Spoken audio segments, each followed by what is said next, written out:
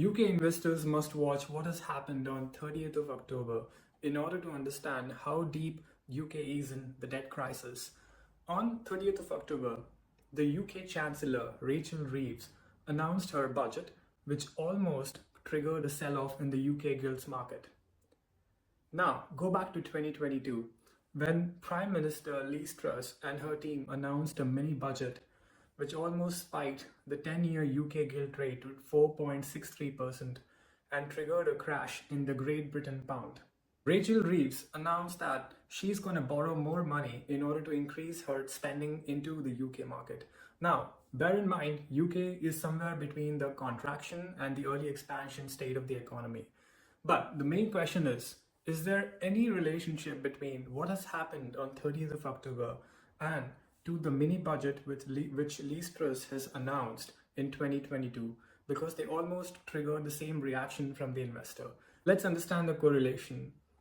It is not just the monetary policy which is linked to the yield curve. There is also a fiscal policy which is very much politically driven between Tories and Labour. Well, I don't want to get into that kind of discussion in this video, but the thing is, this fiscal policy, whether it was disclosed by a Tories government or the Labour government, has triggered some reaction from the investor, which has increased the short-term rates to a level of 10-year bond yield.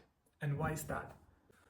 Investors always look at the long-term trend growth rate for any economy, and Europe and UK has been struggling over a time where they don't have enough capital expenditure happening in the major sectors and even technological advancements, unlike what is happening in the United States.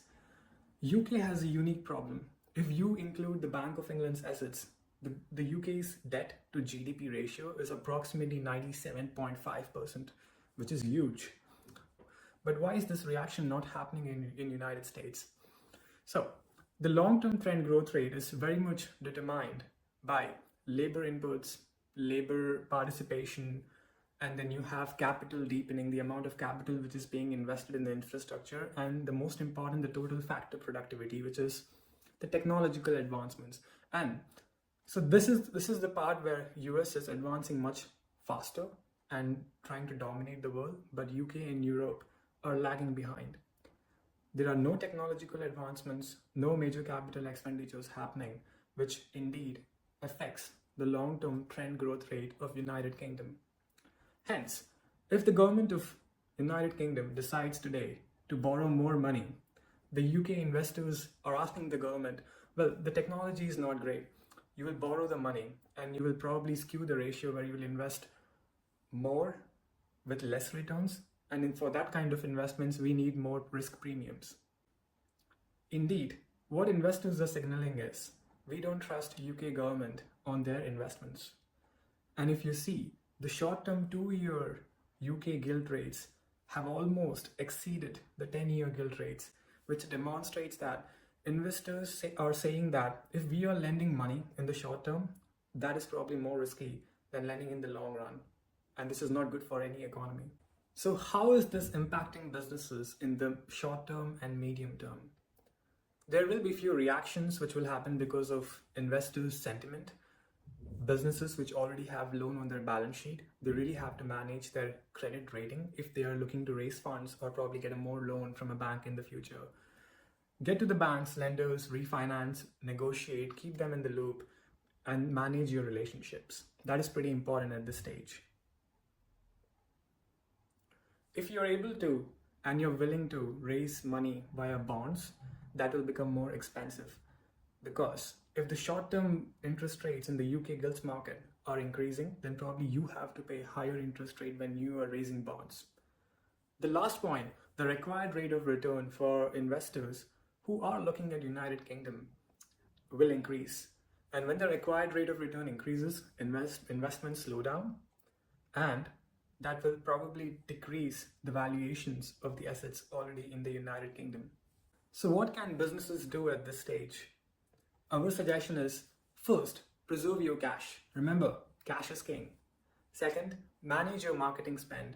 We have a festive season coming up and probably a lot of expenditure would be going into the marketing.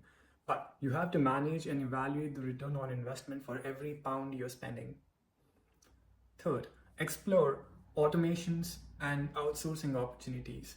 There are technologies from Google, Microsoft, Amazon, which will probably put your data on the cloud and reduce your workflows or automate your workflows, bring in efficiencies that will save you a lot of money.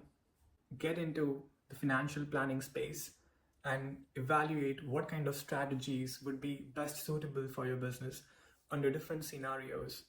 And the scenarios can range from pro growth happening in the first quarter of 2025 to probably stagnant growth. And the third criteria would be a bad recession, maybe a fourth criteria like a depression. These kind of modeling and strategic decisions will help you preserve cash and allocate the cash probably in a more lucrative areas of the business and save your business in the times of crisis. I hope you find this video helpful in understanding what is going on in the UK's gilt market and the debt market and how to manage the risk. And if you want to stay tuned, get in touch with me. Thank you.